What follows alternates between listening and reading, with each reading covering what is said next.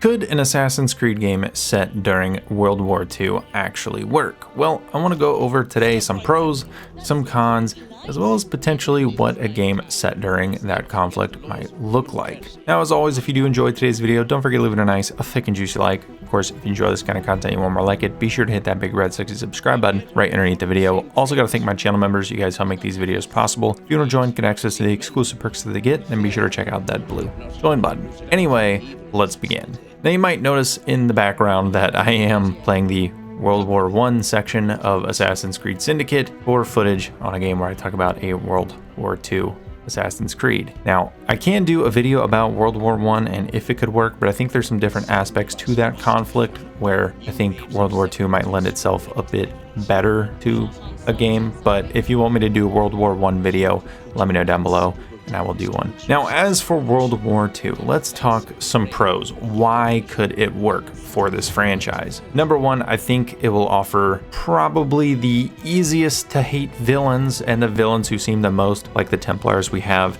in the games. That, of course, is the Germans. Not gonna get too into detail here. I'd like to keep some monetization, but I think you know who I'm talking about. Now, number one, they're evil.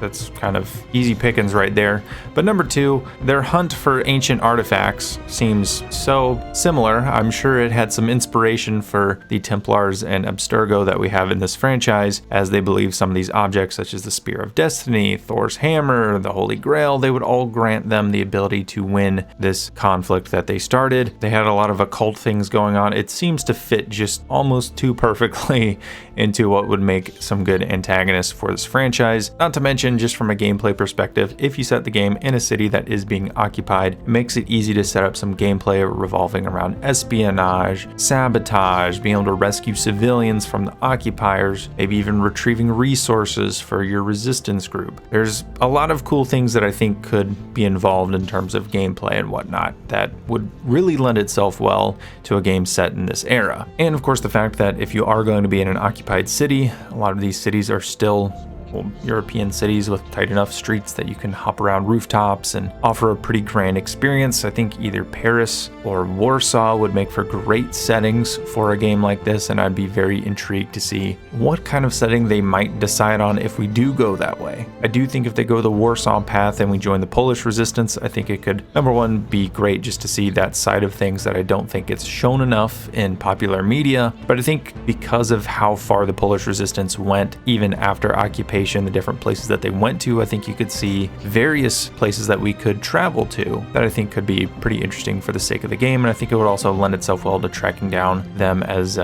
the Germans try and hunt these ancient artifacts, whether it's going to North Africa, whether it's going to Greece, whether it's going to London. There's plenty of places you could go. Not that you couldn't if you were part of the Paris resistance, but I think because of how far the Polish resistance went around the world and how much they aided with the conflict, I think it would lend itself a little bit better to the narrative. Now, that being said, let's talk about the cons. I think this is the very thing that is almost the easiest one to talk about, because this is what people have been saying why they shouldn't do this type of game for so long, and that's, well, it's set in the 20th century. Number one, set awfully close to modern times. Number two, that means automatic weapons are very prevalent. Number three, that means cars, that means planes, that means tanks, things like that are going to be ever present. And while in this little World War I section of Syndicate, you can kind of see, oh, well, a lot of these aren't very active considering we're not in an active war zone. We're kind of on the home front, just dealing with some bombing raids and whatnot, finding spies. That's going to be a little bit different versus if you're in an occupied city where the occupiers didn't exactly have the greatest care for the civilians that they were occupying. And given that you're a member of the resistance, they probably would have been like, oh, they've been antagonizing, harassing, sabotaging, killing our guys everywhere. Maybe I will fire a tank shell at these seemingly random civilians I'm suspicious of. You know, maybe I'll do that. What are you going to do when you're in a situation where you're in the middle of the street and that happens? What is your response? Because what I'm really worried about, and I'm sure a lot of you that played Assassin's Creed Unity can relate to this, is the rifleman situation. you're not familiar, a rifleman in Assassin's Creed Unity are the most infuriating thing in the entire franchise because they have these 18th century muskets that they're firing like modern sniper rifles through crowds that can hit you, and you have barely one counter to what they can do, and that's hope you have a smoke bomb on hand so that you can break line of sight temporarily before they resume their volley of fire into your back, even though you're running through crowds. You don't want to have to deal with situations like that, and as you can imagine, if you drop down in front of a tank, as many of us are not ghosty stealth players, it's just not, you can get good enough at the game to do that, but a majority of people are not going to enjoy a game where that is the requirement. That tank's going to blast you. Now, could it be something that's just in a set piece part of a certain mission?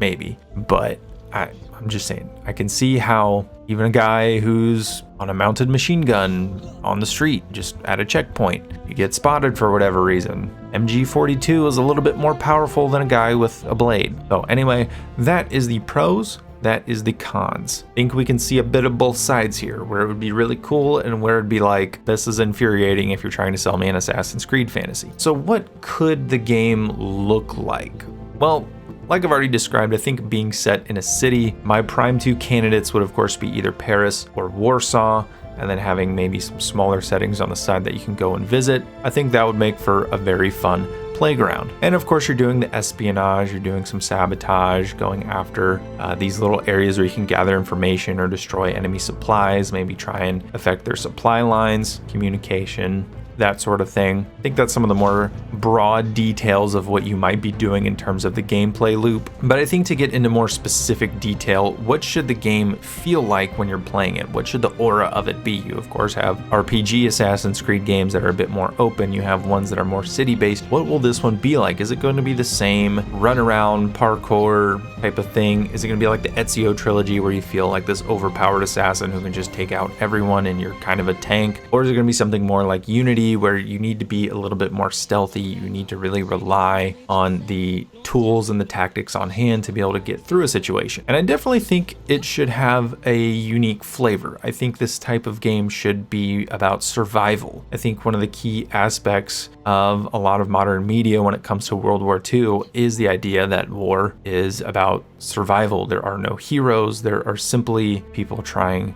to survive. And I think a game like this could really reflect that really well. You're a part of a resistance group, so resources are probably limited, whether it's medicine, whether it's ammunition, whether it's new items to be able to use for crafting and whatnot, being able to take care of your own people. I think that could offer something really nice. And along with the fact that you are very much outmanned and outgunned, staying in stealth would be at a premium. Combine that with the fact that assassins are going to be very good at infiltration, stealth, gathering information, getting close to targets. And with that survival aspect in mind, I think it can make it to where, yes, maybe you can have a bolt action rifle, maybe you can have a pistol, like a semi-automatic pistol as a sidearm, something to fall back on if a situation goes bad, but you're not going to have clips and clips and clips of ammo. You're not going to have magazine after magazine of ammo available to you. You're only going to have a few bullets at a time, and it's really something that you can use to take out a target you really need to take out to get somewhere.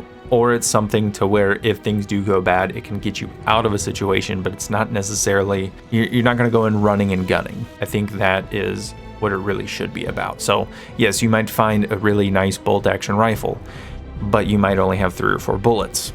And are you going to use those bullets because it's going to be very loud? So if you're trying to infiltrate an area and you decide to pop off sniper round, well, now you've alerted everyone in that area.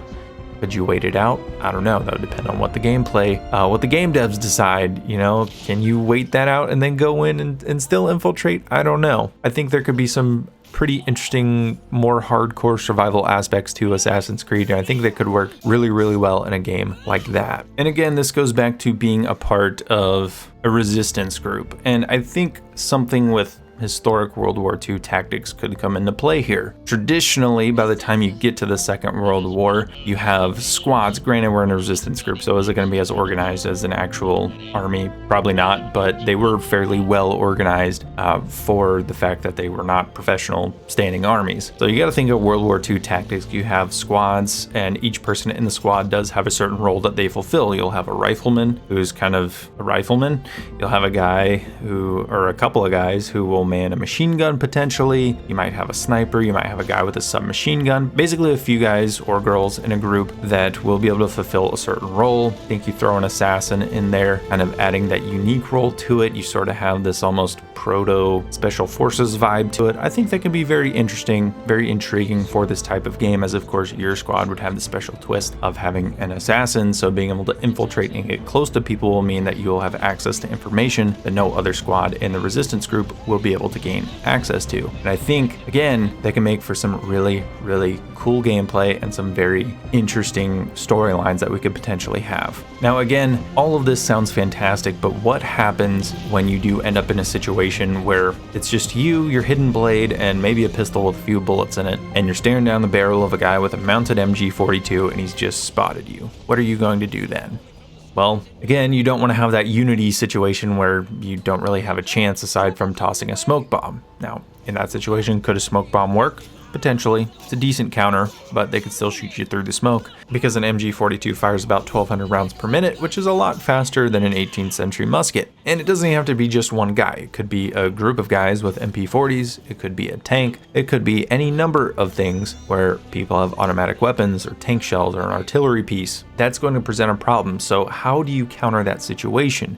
And honestly, I don't really have a good answer for that. Could you fire back with your weapon to try and, get yourself some cover, see if you can do that sort of thing? Maybe someone in your squad has to lay down cover fire for you and you can really utilize some squad mechanics, almost like a brotherhood mechanic. I don't have great answers, but I think if they really wanted to do it, I think there are some interesting potential answers that, while some more purists of the franchise may not like, I think if you're trying to immerse yourself in that universe, you do also have to recognize that assassins did have to evolve with the times in order to stay alive, considering they did stay alive, albeit barely, getting into the modern day. With that being said, I think if Ubisoft did decide to do an Assassin's Creed game in World War II, I think it would be pretty fun. Personally, while I used to think, probably not, I think if they go the right route, I think something like a survival game where stealth is at a highly valuable commodity that you need to really take advantage of, and resources are scarce, so you have to put a premium on anything you scavenge. I think that sort of a vibe to it